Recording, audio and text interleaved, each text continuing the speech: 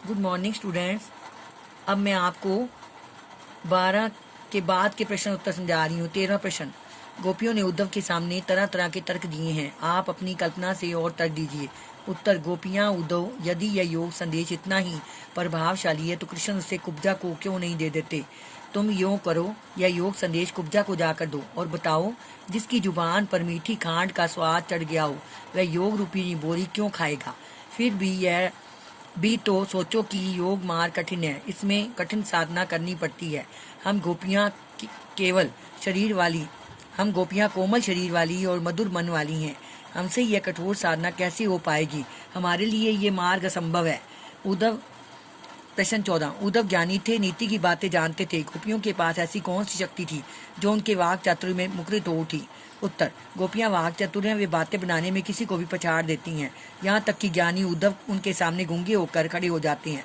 कारण यह है कि गोपियों के हृदय में कृष्ण प्रेम का सच्चा ज्वार है। यही उमड़ाव, यही जबरदस्त आवेग उद्धव की बोलती बंद कर देता है।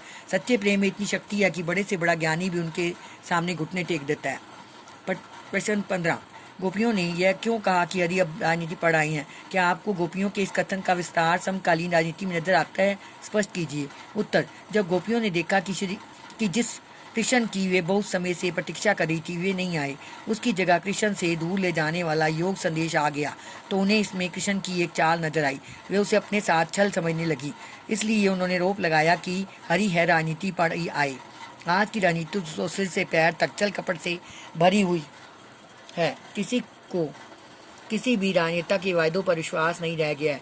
नेता बातों से नदियां, पुल, सड़कें और न जाने क्या क्या बनाते हैं, किंतु जनता लूटी पिटी सी नजर आती है।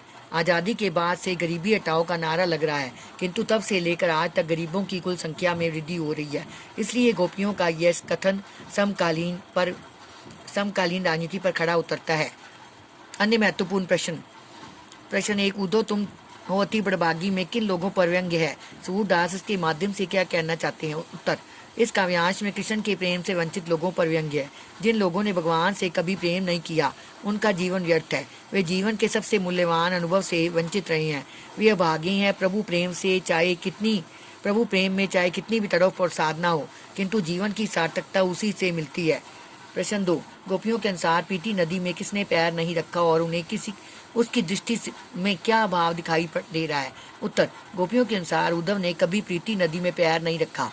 उसके अनुसार प्रेम के अभाव में उद्धव का जीवन व्यर्थ है, वह अभागा है। प्रश्न 3, उद्धव गोपियों के लिए कौन सा रोग लेकर आए हैं, जैसा ना तो उन्होंने सुना, ना देखा या अनुभव किया। उत्तर, उद्धव गोपियों के लिए योग संदेश नाम का नया रोग ले आए हैं, जिसके बारे में उन्होंने ना तो पहले कभी सुना था, ना जाना था और ना अनुभव किया था।